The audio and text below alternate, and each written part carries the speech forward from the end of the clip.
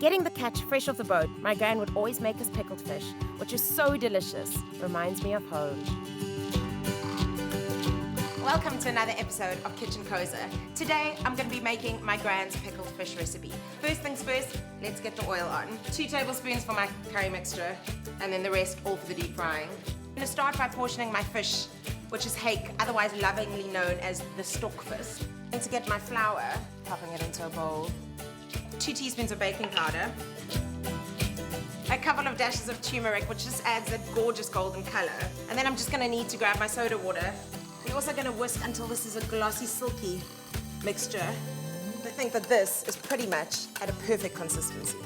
Just going to check if my oil's at the right temperature, and that's pretty much perfect. I'm going to season my stockfish fillets, and then we're literally going to dip and dunk. So into the flour just to dust.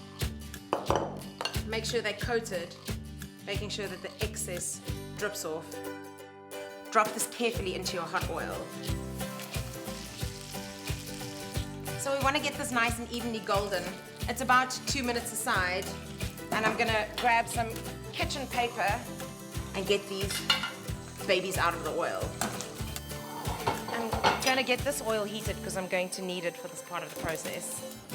Popping a tablespoon of curry powder into the pan. Gonna give it a bit of a stir, and if at any point you think that this is a little bit too thick, you can add a couple of drops of water. And while that's doing its thing in the pan, tablespoon of apricot jam, tablespoon of chutney, 2 tablespoons of brown vinegar, 2 tablespoons of brown sugar. I need to remember my lemon juice. And this is going to go into our curry mix in the pan, and it's about 1.5 cups of white vinegar. Time to get my onions sliced. Now into our marinating liquid, but you don't want to leave it in there for longer than 2 minutes. And almost ready for our jar. Some liquid at the bottom first. A layer of onions, some fish, and we're just going to continue to do this. But before this does go into the fridge, I'm going to leave the lid open for it to cool. Popping the lid on, getting this into the fridge to cool completely. So you may want to leave that for a couple of hours. But I say overnight's best.